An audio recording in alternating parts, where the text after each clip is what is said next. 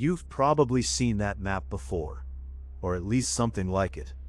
It makes the rounds every few months, bouncing between Reddit threads and late-night forums where people pretend they're just casually scrolling, even though everyone there is looking for the same thing.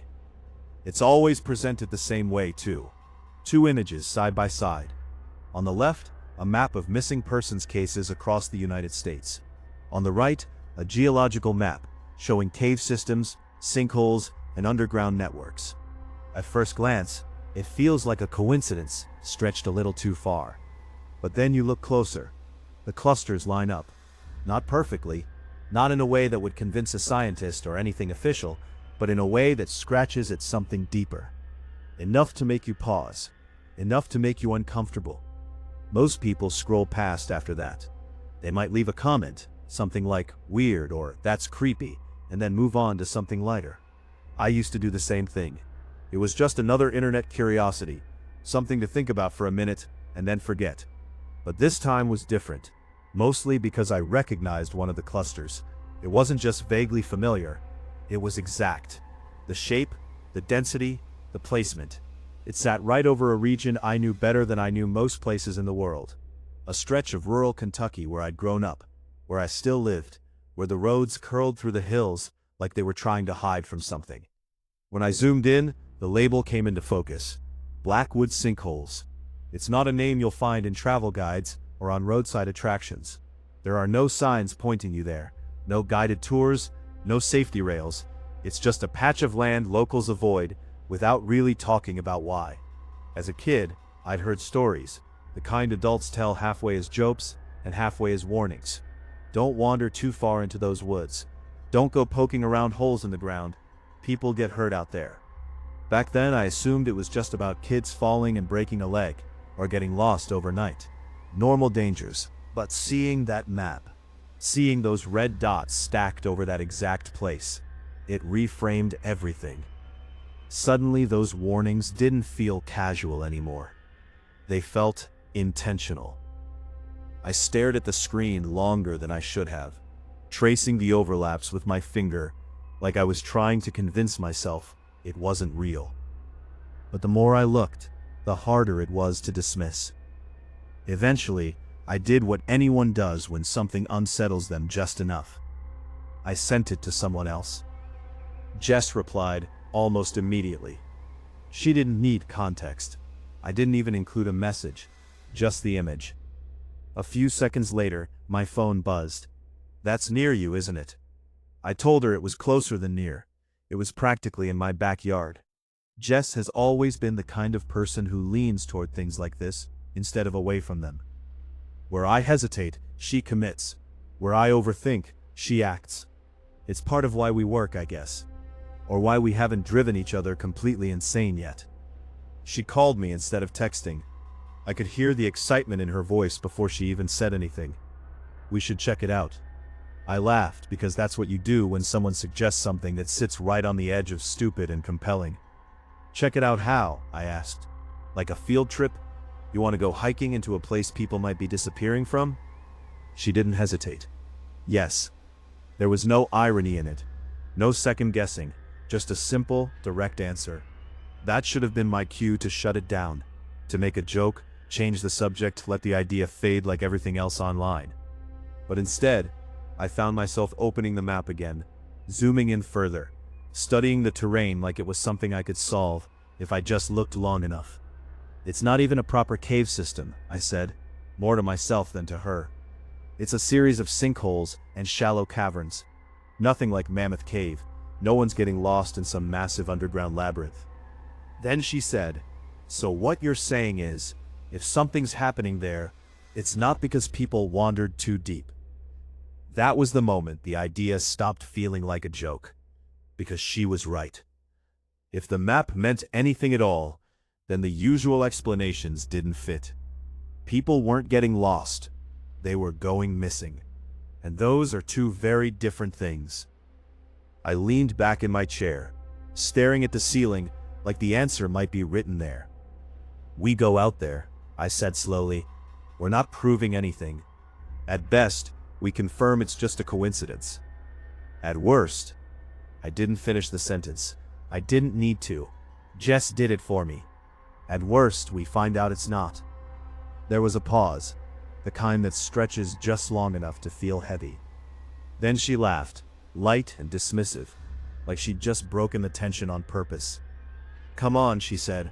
"We'll bring food, make a night of it. You can indulge your creepy map theory, and I get a weekend in the woods. Everybody wins." I should have said no. Looking back, there were a dozen moments in that conversation where I could have ended it, where I could have chosen the safer, more rational option. But instead, I said, "Yeah, okay, let's do it." And just like that, something that should have stayed on a screen became real.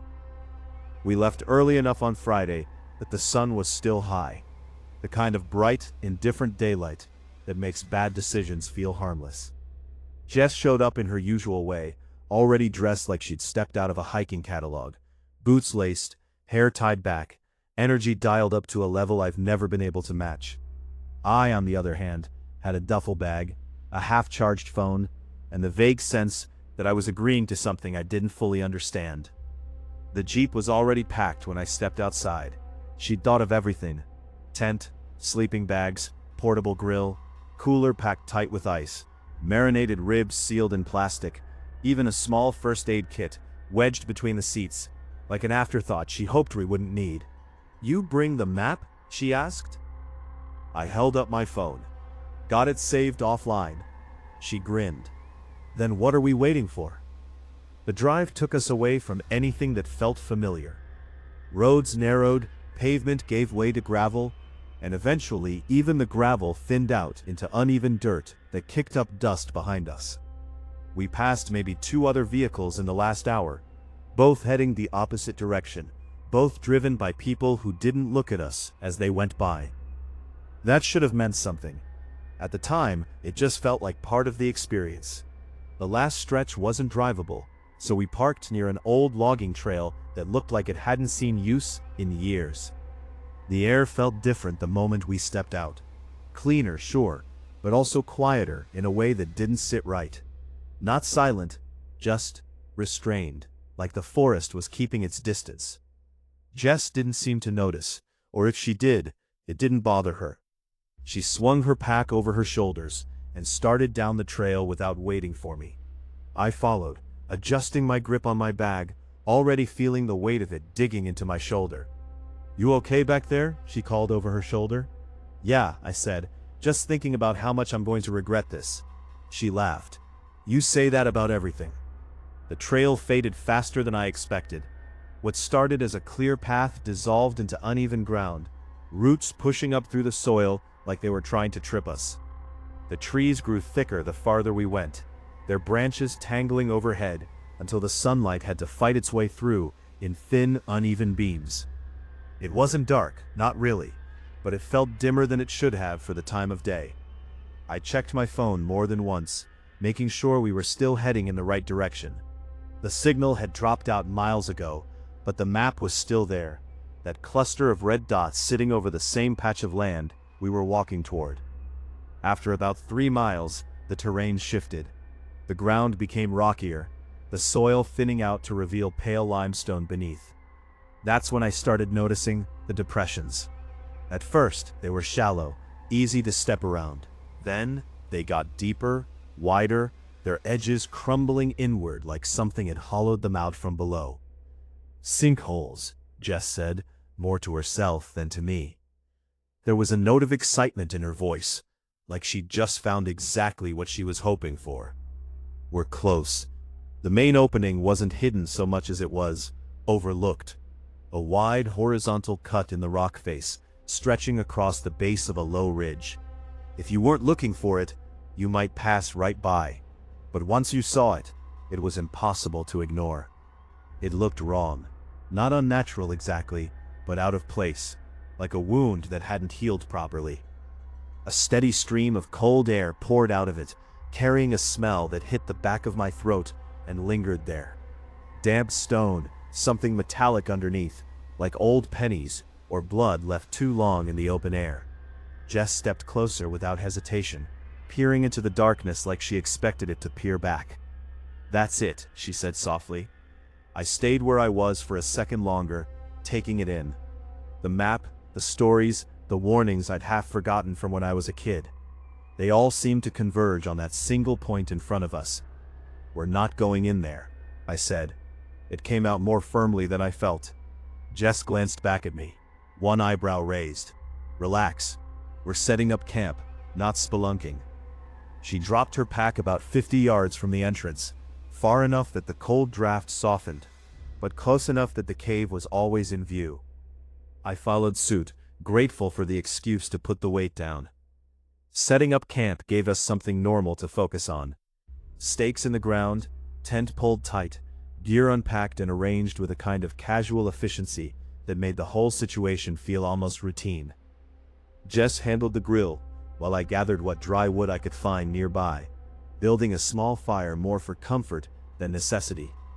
As the sun started to dip, the light shifted, stretching shadows across the ground until the cave mouth seemed to grow wider, deeper.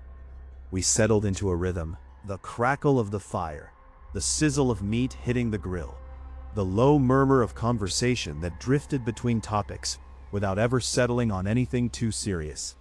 For a while it worked. It almost felt like any other camping trip. Almost. The smell of the ribs was rich and heavy, cutting through the cooler air as fat dripped onto the coals and flared. Jess handed me a cup with a splash of whiskey, and we clinked them together like we were celebrating something. "To bad ideas," she said. "To proving they're not that bad," I replied. She smirked. "We'll see." It happened slowly enough that I didn't notice at first. One sound fading out, then another. The constant background noise of the forest, insects, leaves, distant movement, thinning until there was nothing left to replace it. Jess was the one who reacted first.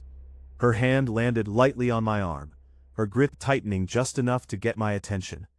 "Listen," she whispered. I did, and that's when I realized what was missing. Everything. The silence wasn't empty. It was heavy, pressing in from all sides, like the space around us had been filled with something we couldn't see. Then the sound came. Low, drawn out, rising from somewhere deep within the cave. Not quite a groan, not quite the wind. Something in between, something that didn't resolve into anything familiar, no matter how long you listened to it. It vibrated through the ground, more than it carried through the air. Jess reached for her flashlight, flicking it on, and aiming the beam straight into the opening. The light stretched forward, then seemed to disappear, swallowed whole a few feet in. "Probably just air pressure," I said quickly. Too quickly. Wind moving through the tunnels. Jess didn't respond right away. The sound came again, louder this time, layered with something wet underneath it. Not just a tone, but a texture. "That's not wind," she said quietly. I didn't argue, because it wasn't. The next noise was sharper, sudden enough that it made both of us flinch. A choking, hacking sound, like something trying to clear its throat after not using it for a very long time. It echoed out of the cave in uneven bursts, each one cutting off abruptly before the next began. I felt my grip tighten around the cup in my hand, the plastic bending under the pressure. "We should pack up," I said. Jess didn't hesitate this time. "Yeah." We moved quickly, the easy rhythm from before replaced with urgency. The fire was kicked apart, gear shoved back into bags without the same care we'd unpacked it with. I grabbed the cooler, nearly dropping it when another sound rolled out from the cave, closer now, more defined. It wasn't just noise anymore, it was almost language.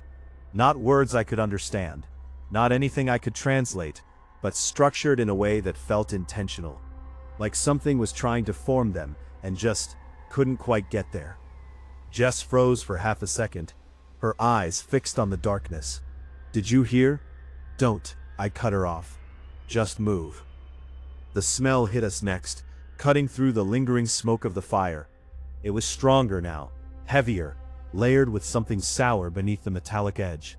Rot, maybe. Or something close enough that my brain didn't want to make the distinction.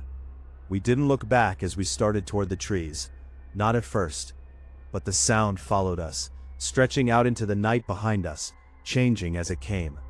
The uneven, broken noises smoothing out, shifting, until they started to resemble something far worse than anything we'd heard before. We didn't run right away. That's the part I keep replaying. Like there was a version of this where we reacted faster, where we didn't give whatever was behind us the time to adjust, to follow, to learn the rhythm of us. At first, we just walked quickly, packs half secured, gear shifting with every step, trying to maintain some kind of control. Running in the dark through unfamiliar terrain is how people actually go missing. That was the logic anyway. It lasted maybe 10 seconds. The footsteps behind us didn't match our pace. They lagged at first, uneven, dragging in places like whatever was making them wasn't used to moving on solid ground. Then they sped up. Not gradually, not in a way that felt natural. One moment they were distant, the next they were closer, compressing space in a way that made my chest tighten. "Run," Jess said, and this time there was no hesitation in either of us. The forest at night is a different place entirely. The paths you barely noticed on the way in vanish, replaced by shadows that shift when you're not looking directly at them. My flashlight beam bounced wildly with each step, catching flashes of pale rock, tangled roots, the occasional reflective glint of something I didn't want to identify. Branches scraped against my arms and face as we pushed through, the sound of our movement loud and clumsy compared to the thing behind us. The footsteps were clearer now. Still wrong, but clearer. There was a pattern to them that didn't quite line up with anything human. Too many points of contact, or maybe not enough. Sometimes it sounded like 2 feet, sometimes like more. And underneath it that same wet, broken attempt at sound, rising and falling like it was trying to mimic breath. I risked a glance over my shoulder. The darkness there felt thicker than the rest of the forest, like it was pooling between the trees. For a second, my light caught something low to the ground. Then it was gone, swallowed again before my brain could process what I'd seen. "Don't look back," Jess snapped, like she'd read my mind. "Just keep moving." We angled toward where the trail should have been, though at that point it was more instinct than certainty. My lungs burned, each breath pulling in air that felt too cold, too thin. The pack on my shoulders bounced with every step, throwing off my balance. Behind us, the footsteps adjusted again, matching our speed now, close enough that I could hear the subtle variations in each impact. Close enough that it felt intentional, like it was choosing not to catch us. That realization hit harder than anything else. If it could keep up this easily, it could close the distance whenever it wanted. Which meant it wasn't trying to. Not yet. "Why isn't it?" I started. "Don't," Jess cut in again, sharper this time. "Just don't." We broke through a thinner patch of trees, the ground leveling out slightly. For a brief, stupid second, I felt a flicker of hope. Then my foot caught on something and I went down hard, the impact knocking the air out of me in a single violent burst. The flashlight flew from my hand, spinning off into the dark. Jess skidded to a stop a few feet ahead, turning back immediately. "Get up," she said, grabbing my arm and hauling me to my feet before I could even fully register the pain. My knee protested, a sharp, hot spike that threatened to buckle me again. I ignored it. There wasn't another option. The footsteps behind us slowed. Not because we were getting away, but because we weren't. Because we'd stopped, even if only for a second. The change was immediate and deliberate, like whatever was following us had been waiting for that exact moment. A new sound layered in, softer, but somehow worse. A dragging inhale, followed by a stuttering exhale that caught halfway through, like lungs that didn't quite work the way they were supposed to. Jess found my flashlight before I did, scooping it up and thrusting it back into my hand.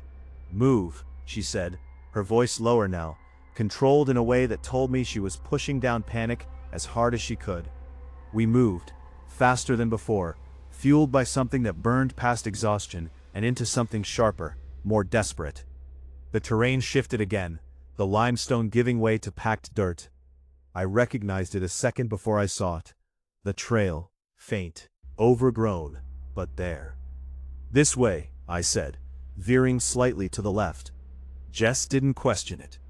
The footsteps followed, still matching us, still close. The forest around us started to change, the density easing, just enough that the darkness didn't feel quite as suffocating. I could almost convince myself we were getting somewhere, that there was an edge to this, a boundary we could cross, that would leave whatever was behind us stuck on the other side. That illusion shattered when the sound changed again. The footsteps stopped, completely. The sudden absence was worse than the noise had been. It left a vacuum that my mind rushed to fill with possibilities I didn't want. We kept running anyway, neither of us willing to be the first to slow down and confirm whether it was still there. 10 seconds, 20, 30, nothing followed. No sound of movement, no breath, no sign of anything at all. Eventually, against my better judgment, I slowed. Jess did the same, though more reluctantly. We didn't stop completely, just enough to listen. The forest sounds hadn't come back. No insects, no wind through the leaves. Just us, and the fading echo of our own movement. Did we lose it? I asked, my voice coming out hoarse. Jess didn't answer right away. She turned slowly, scanning the darkness behind us with the flashlight. The beam cut through empty space, illuminating trees that looked exactly like every other tree we'd passed. For a moment, it seemed like that was all there was. Then the light caught on something at the edge of the trail. A shape that didn't belong. It was low to the ground, hunched in a way that made its outline hard to define. Too long in some places, too compact in others. The light hit it and held, and for a second, it didn't move at all. It just watched. I don't know how I knew that exactly. There were no clear eyes reflecting back at us, no obvious features I could point to later and say, that's what I saw. But the awareness was there, focused, direct. Jess's grip tightened on my arm again, harder this time. Don't run, she whispered, so quietly I almost didn't hear it. If it wanted to catch us, it already would have. That didn't make me feel better.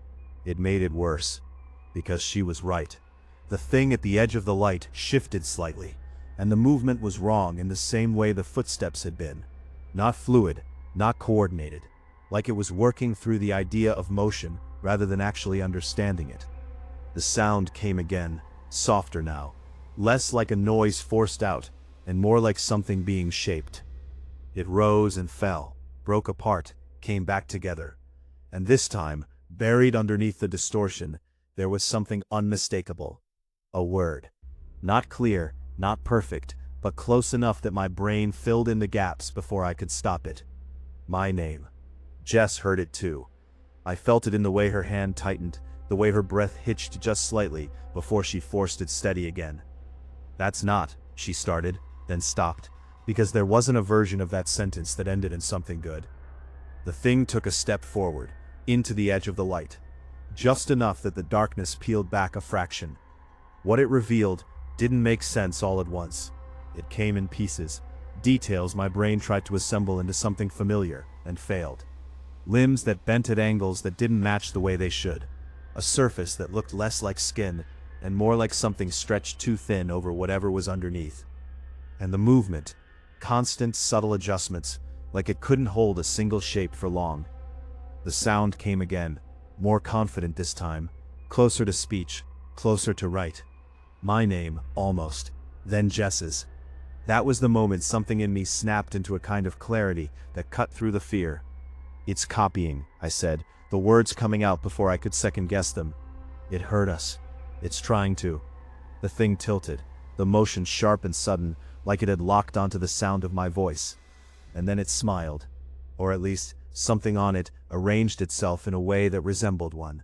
We ran. We ran harder than before, past the point where pacing mattered, past the point where thinking helped. It wasn't about direction anymore, just distance, just putting as much space as possible between us and whatever had learned how to say our names. The trail blurred beneath our feet, barely visible in the scattered light, but it was enough. Enough to keep us moving forward instead of crashing blindly through the trees. Behind us, the thing moved again. Not immediately, not chasing in the way you'd expect. It waited just long enough for hope to flicker back in, just long enough for the silence to feel like maybe, somehow, we'd been given a way out. Then it followed. This time the footsteps were different, more confident, more consistent. The uneven, dragging rhythm had smoothed into something closer to ours, like it had figured out the mechanics and was refining them with each step. And layered over that, clearer than before, were the sounds it was making. Not just noise anymore, not just broken attempts. Words, or something so close to words that my mind couldn't separate the difference. Short at first, fragments, then longer, strung together in ways that almost made sense. I heard my name again, sharper this time, less distorted. Then Jess's, then something else, something pulled from earlier, from the camp, from the conversation we'd had before everything went wrong. Don't look back. It said it in my voice, not perfectly, not in a way that would fool anyone in the light of day. But out there in the dark, with everything else stripped away, it was close enough to make my chest seize. Jess stumbled beside me, just for a second, but I caught her arm and steadied her before she went down. "Keep moving," I said, forcing the words out past the panic tightening my throat. "We're close. We have to be." I didn't know if that was true. I said it because I needed it to be. The trees ahead began to thin, the dense wall of trunks breaking into wider gaps that let more of the night sky through. It wasn't much, but it was something, a sign that we were nearing the edge of the deeper woods, that the logging road couldn't be far now. The thing behind us adjusted again, its pace quickening to match the change in terrain. It didn't sound wrong anymore. That was the worst part. The more it moved, the more it sounded like us, like a person running just out of sight, just far enough back that you couldn't quite turn and confirm it. The only thing that gave it away was the voice, because it didn't stop. It kept pulling from us, from everything we'd said since we'd arrived, stitching it together in a stream of almost language that followed us through the trees. Snippets of conversation, half-finished sentences, the way Jess had laughed earlier, the exact tone I'd used when I said we should leave. It wasn't just copying words, it was copying us. We broke out onto the logging road so suddenly that it almost felt unreal. The open space jarring after the press of the forest. The Jeep was still there, a dark shape against the lighter strip of dirt, exactly where we'd left it. Relief hit so hard it almost made me dizzy. "Go," Jess said, though neither of us had slowed. We sprinted the last stretch, boots hitting packed ground instead of roots and rock, the change throwing off my stride for half a step before I adjusted. I fumbled for the keys as we reached the driver's side, my hands shaking just enough to make it harder than it should have been. Behind us, the footsteps reached the edge of the trees. They didn't come out right away. They stopped, just inside the tree line, like there was something there, some boundary it was testing. The voice stopped too. The sudden silence rang in my ears as loudly as any scream. "Open it," Jess snapped. I did. We both piled in, doors slamming shut in quick succession, the sound echoing too loud in the stillness. For a split second, neither of us moved, both of us looking straight ahead like if we didn't acknowledge it, it wouldn't be there. Then, I forced myself to look. It stood at the edge of the road, half hidden by the trees. In the dim light, it almost looked human. Almost. The proportions were just slightly off. The posture too rigid and too loose at the same time. Like it couldn't decide how to hold itself. Its head tilted again, that same sharp, unnatural motion, as if it were studying us, learning. The face, if that's what it was, shifted in small, constant adjustments, features trying to settle into something recognizable, and failing by degrees. When it spoke this time, it didn't sound like me, or Jess. It sounded like both of us at once, layered together in a way that made the words feel crowded. "Stay," it said. Clear, simple, wrong. Every instinct I had screamed the same answer. I turned the key. The engine roared to life, louder than anything had a right to be in that moment, breaking the fragile, suffocating quiet that had settled over everything. The headlights snapped on, flooding the road ahead with harsh white light. For a fraction of a second, they also caught the thing fully. That was a mistake. Because seeing it clearly didn't make it make more sense. It made it worse. The surface of it wasn't stable. It shifted, subtly but constantly, like it was made of something that couldn't hold a fixed shape. Limbs adjusting, torso narrowing and widening by degrees. The outline of it never quite the same from one second to the next. And the face, there were too many almost features, overlapping in ways that made my eyes struggle to focus. Mouth where a mouth shouldn't be, or maybe more than one, forming and unforming as it tried to settle on the right configuration. I slammed my foot on the gas. The Jeep lurched forward, tires spitting dirt as we shot down the road, away from the trees, away from the cave, away from that thing. I didn't look back again, not then, not while the forest still lined the road on either side, not while the darkness pressed in close enough that it felt like it could reach out and pull us back. We drove in silence for a long time, long enough that the tight knot in my chest began to loosen, just slightly, long enough that the normal sounds of the world started to creep back in, the hum of the engine, the crunch of gravel under the tires, even the faint chirp of insects, as we put more distance between us and that place. Jess was the first to speak. Her voice was quiet, steadier than I expected. It learned fast. I nodded, even though she wasn't looking at me. Yeah, there wasn't much else to say, because whatever it was, whatever we'd run from, it hadn't just been following us, it had been paying attention. And the worst part, the part that's been sitting with me ever since, isn't just that it could mimic us. It's that it chose not to come any farther than the trees, like it didn't need to, like it already got what it wanted. I dropped Jess off at her place, without either of us suggesting she stay over, or I come in. That wasn't normal for us, but nothing about that night was. Before she got out, she hesitated, her hand resting on the door handle.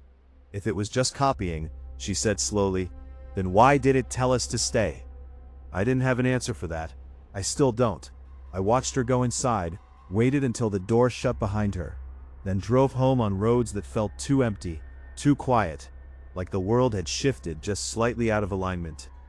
I didn't sleep that night, or the next. Every time I closed my eyes, I heard it again, the way it said my name, the way it said hers, the way it used our own voices against us. I tried to tell myself we'd left it behind, that whatever boundary existed at the edge of those woods had held, that it was contained to that place, tied to those caves and the things that lived beneath them. But a thought kept working its way back in, no matter how hard I pushed it away. It didn't follow us out of the forest. It didn't need to, because it had already heard where we came from.